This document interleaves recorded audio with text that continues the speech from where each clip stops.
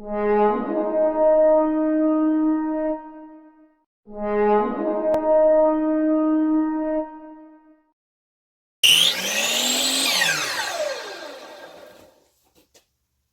hi. What are you doing down here? I'm Klimek. I'm the Kilted Carpenter. Welcome to my little shop down here. I'm going to pull up a bucket. Hope you don't mind. Isn't that bucket conveniently placed? Wasn't that nice? How nicely placed that bucket was. Odd. So this is my little dungeon. It goes on that way and it goes on that way and around and wrap around benches, and it looks like a mess. Look at these cobwebs. It's all sawdust caught up there and everything. So I'm one of those guys where it's my mess and I know where everything is. She needs a good cleaning. I know that. But that's the kind of guy I am. A lot of magic has happened down here. So I want to talk to you about contractor pricing. I have a tendency to digress because I want to throw so much knowledge at you. I want you to be as empowered as you can. So stay with me. This isn't going to be like the funny rigid saw review or the Rockwell review, and we'll have other tool reviews and stuff like that. But right now it's about informing you what goes into pricing and why contractor pricing is the way that it is. So let's talk about it. And our first example, let's start with a deck. You want to put on a deck. You get an estimate from one guy or girl, one contractor. Gives you an estimate, $5,000, materials included. Okay. Another one gives you an estimate of $5,500, materials included. Another one gives you an estimate of $45,000, materials included. Another one gives you an estimate of $1,500. Something's wrong. Some corners are being cut to make that cost happen. They're not using the right material. They're reusing material. They're cutting corners on the labor.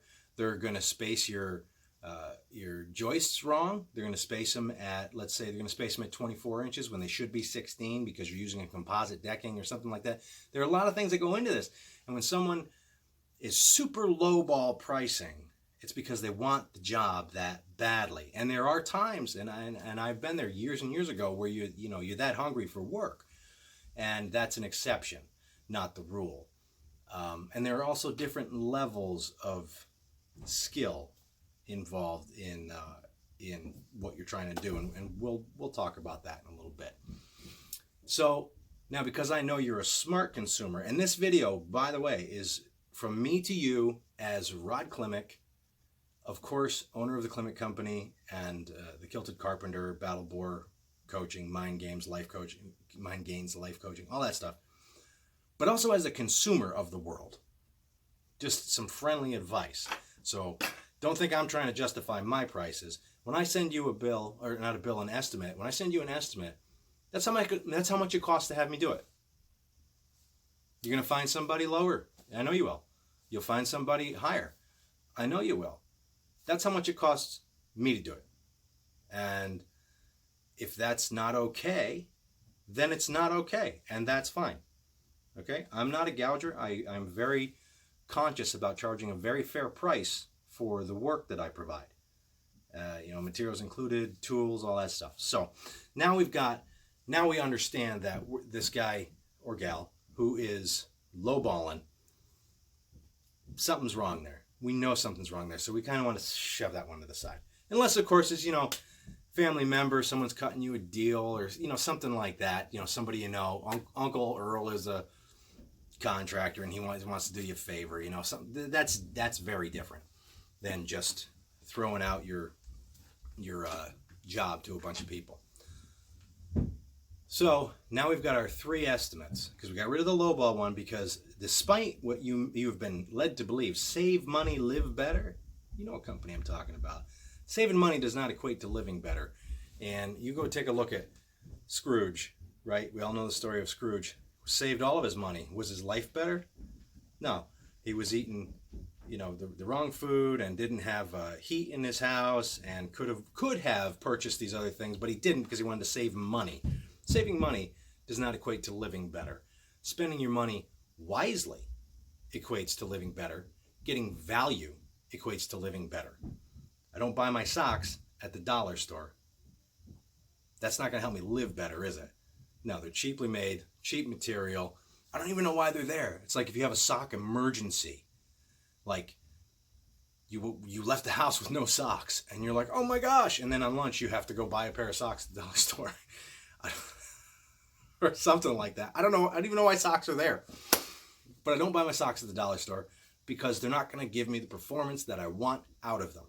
And it's the same way with your home. Think about this. It's your home. All right? It's not even your car you'll probably have for 10 years, tops. Even your car, unless you're into collecting cars. 10 years. Your home. When you signed that paperwork, it was for 30 years. And when you go on the cheap, every time, and if this seems vulgar to you, that's too bad for you because we all do it. Every time you go and you sit on the toilet and you look up into that corner and you see that crown molding that doesn't fit right, or that there are big globs of caulk or paint that got splattered on it or something, you're going to see that every day for years and years and years. Or the tile that's crooked, or whatever corners were cut to give you that price. You're going to see that for a very, very long time. That's not value. That's not value. And you want to be mindful of that. Okay? That's not the way the world works. Value. The Klimek company is all about value and taking care of the client. And again, I'm not justifying prices. I'm going to get into what goes into a price pretty soon. You want value. Just think that when you get these estimates. I want value. And I'm making an investment in my house. All right? I'm making an investment in my home. And there are different levels, as I said earlier. Let's say you are a landlord and you have some rental properties. You're not going to pay top-end carpenter prices to put up some, put some base trim down in an apartment. The reason for that is because it's going to get abused. It's going to get mistreated. Dog's going to pee on it. Kids are going to color on it. So paying for that sort of work, that level of work to be done on something that's going to be abused doesn't really make sense to you. So you're looking for value with that. Again, it's a value thing. And I'm going to give you an example of why I could charge less for a rental or a landlord, why I will charge less for a landlord than I'll charge for someone who's installing a kitchen in their home. And I'm going to give you one example, and this, basically this example will cover it. You got a corner in the crown molding. We're going back to that crown molding. Now, when I stick that corner up, if it's not exactly 45, if it's within a certain tolerance, and we're talking a rental unit, it's probably going to be painted. It's probably going to be MDF. It's, the material investment isn't there to begin with, again, because it's going to get misused. They're going to burn stuff on the stove. Tenants don't treat the house, very, very rarely treat the house as if it were their own. That's Red running around up there, by the way. He says hi. So I'm going to put that corner up, and it's not going to be exactly 45. All right, but you know what I'm going to do? I'm going to save time, and I'm going to caulk that. Now, I'm real good about that, but I'm just going to caulk that, and then we'll paint it, and it'll be fine for what the project is. Now, this is your kitchen in your home, and we have maple. We have a maple corner coming together, maple crown in that corner. Now, I'm going to go up, and it's not going to make, the 45 doesn't work. Well, now I'm going to get back down off the ladder, and I'm going to adjust my miter saw over 1 degree. And I'm going to take a little slice. Let's see if that fits again. Doesn't fit. Let's take it back. I'm going to adjust it 1, and then I'm going to just click it over to 45 and a half. And I'm going to keep doing that process until it looks like those two pieces of wood grew together in that corner. So you see in that corner, I've got a tremendous amount of time. And time equates to money, and time equates to a very nicely done job. Whereas with the apartment, I could just caulk it. And it saves me a ton of time, and up and down the ladder and adjusting my miter saw by 0.5 degrees to try to make this perfect. So you see there's two different levels there, and I can charge less for one level because, not because I like doing bad work, because I don't do bad work, but the amount of time involved in that corner is substantially less. Could I make it work like that? Sure. But I will do that for the price that I'm doing the maple one. If that's what you want, I can give it to you. I absolutely can. But generally, landlords like to save some money. It doesn't mean that they're slumlords. It means that they know that this is for their tenant, and the chances are pretty good something's going to happen, and they'll be replacing it anyway, right? So that's value. That's what we're talking about with value. You don't want an open corner that's caulked and painted in your brand new kitchen that you paid $10,000 for. You don't want that. Or your new bathroom that cost you $8,000, or whatever the situation is. All right. Value. You with me? You got you some value ideas? Save money, live better does not equate. That doesn't work. It doesn't work in the world. It doesn't work with cars. It doesn't work with children. You can save a ton of money. You can feed them ramen noodles every day. Is that a better life? No. Save money, live better. It doesn't work. I'm sorry, Walmart. It doesn't work. Can I say Walmart? I'll probably get sued now from Walmart. That'll be cool. All right. So now let's talk about what goes into the price. And I'm at 11 minutes. Most of you have probably dropped off because this is probably super boring. Let's talk about what goes into the cost. Okay? I probably couldn't even tell you how many thousands of dollars I own in tools, because each tool has its own job, and each tool allows me to give you the best. All right? I buy the best tools because I'm a carpenter, I'm a craftsman, I'm very skilled, and they're an investment in my business and in you. All right? When I don't have a tool, let's say an oscillating cutoff tool. An oscillating cutoff tool would be, you can look it up, I'm sure, up there. Where's the search bar? Up there.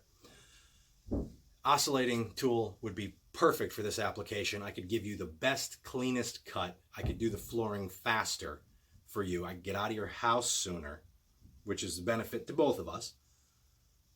I don't have one. Well, if I don't have one, now I'm in your house longer, and I'm trying to do it with a Sawzall, or I'm trying to, I'm cutting with a knife, razor blade, and going through blades left and right to try to get this laminate flooring to fit around a pipe or something like that. There's a reason I have these tools. And honestly, I don't know how the lowball people afford to stay in business. All right? Because I don't know if they're just using the Harbor Freight tools. I don't know if they don't have insurance. I don't know if they're driving around without a license in an uninsured vehicle. Like, I have no idea where the costs can be cut to actually be in business. So that's something you should think about. If someone's owning a business, they need money to run that business, and that business is there to serve you. So it all gets rolled into serving you the best. That's the way it should be anyway. Let's take, for example, table saw. We got a table saw over there. You can't see it, and I'm not going to move the phone. I mean the camera, not a phone. I wouldn't do this on a phone. I'm a professional. So I got a table saw over there. Now my table saw breaks on a job. Is that your responsibility? No, it's not your responsibility. I still have to complete your job, I still have to go now and spend $400 on a new table saw, right? I got to get a new portable table saw. That's going to run me at the very least $300, and I have to go get that in the middle of the day right now. Should you have to pay for that? Absolutely not. But in a way, you do, because that's business. That profit margin goes to cover expenses like this. So everyone, basically like a group insurance policy, I guess, everybody has paid a little bit so that I can run and get that new table saw and keep business going. So there's a little bit on top of that. Saw blades. People don't see a lot of the expense involved here. A saw blade, the saw blade I have in that table saw, come on, come back to me. Stop the blur. Stop the blur. There we go. That blade is $65. Just that blade. And there's my dogs. That blade is $65. So if I need a new one, if I hit a nail or it just gets dull and it's not going to do the job right, I have to go get a new blade. Do you pay for that? Do I charge you $60 for that? Absolutely not. That comes out of the company. The company has to have money to make that stuff happen. Everything is with the goal of you having the best work done that you can have. That's where these costs come in. People don't understand that, you know, they don't see a $500 a month gasoline bill for driving around doing estimates for people who are never going to get the job done by me or anyone. They're just poking at it. You know, they don't see an hour drive on a Saturday to go take a look at something when, you know, my kids would probably like to do something. They don't see the insurance bills. They don't see the amount of tools. They don't see wear and tear on that vehicle. You know, the truck is a tool as well. And again, I'm not justifying, I'm just explaining why when you look at something, you go, my goodness, does it really cost that much?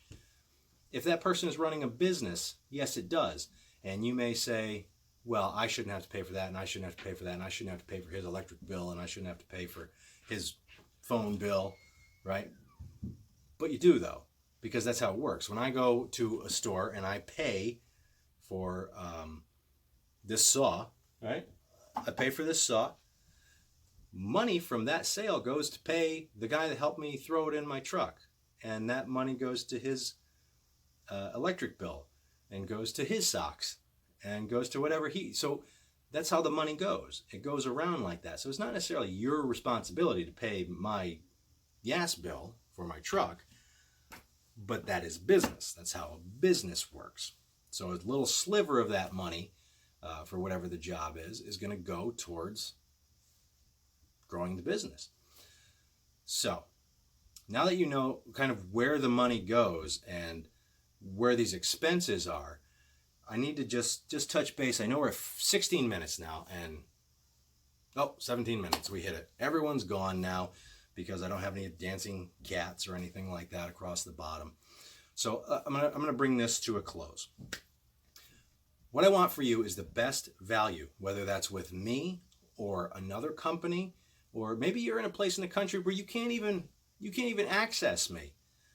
I want the best for you, and that's the bottom line.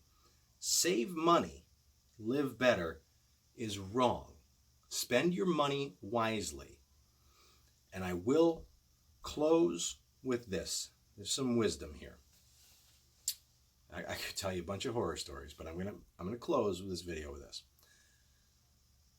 If you can't afford to do it right the first time, you'll never be able to afford to have it done wrong twice. Think about that. I'm Rod Klimek. I'm the Kilted Carpenter. You can find me on Facebook, The Kilted Carpenter with a K. Instagram, The Kilted Carpenter with a K. Of course, you just put into Google #GetTheKilt, and all my stuff will be there. Thank you for spending a little time with me. I have to get to cleaning this shop. Any questions, or it's something I didn't answer, or something you want to argue with me about, you just put it right there in the comments. Subscribe. Tell your friends to subscribe because they like Scandinavian guys sitting on buckets talking at them for 20 minutes too. Thank you very much for watching. Rod Klimek, the Kilted Carpenter. Let's get it done.